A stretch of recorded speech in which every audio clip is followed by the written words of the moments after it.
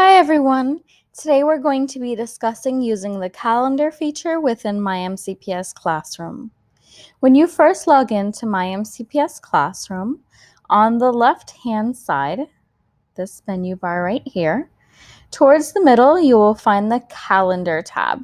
Go ahead and click this and it will take you to your calendar.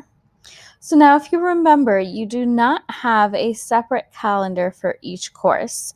This calendar offers you a comprehensive view of all of your courses, upcoming assignments, and anything you've put in. There are two ways to add something to your calendar. The first way is to click this plus button at the top right side. When you select this, you can input an event. So let's say for your classes, you have an upcoming homework assignment. Okay, you can title your event homework. Let's say today we are assigning flashcards. You can input the day.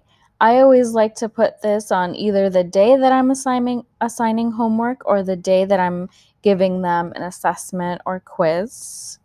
Okay, you do not really need to worry about the time unless it is something that opens and closes at a specific time. And at the bottom here, you can either select to leave this on your personal calendar or assign it to a specific course. Now, since I am not teaching any courses right now, nothing is popping up here, but during the year, I might see Spanish 1A, Spanish 1B, Spanish for Spanish speakers. So you just want to make sure that you are selecting the calendar for the specific course you're assigning that homework or upcoming quiz to.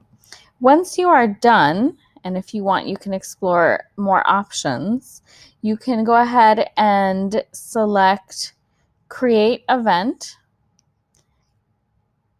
and you should be able to now see it on your calendar. Okay, the second way to add something to your calendar is by going to the specific date and double clicking on it, and it will give you the same option to add an event.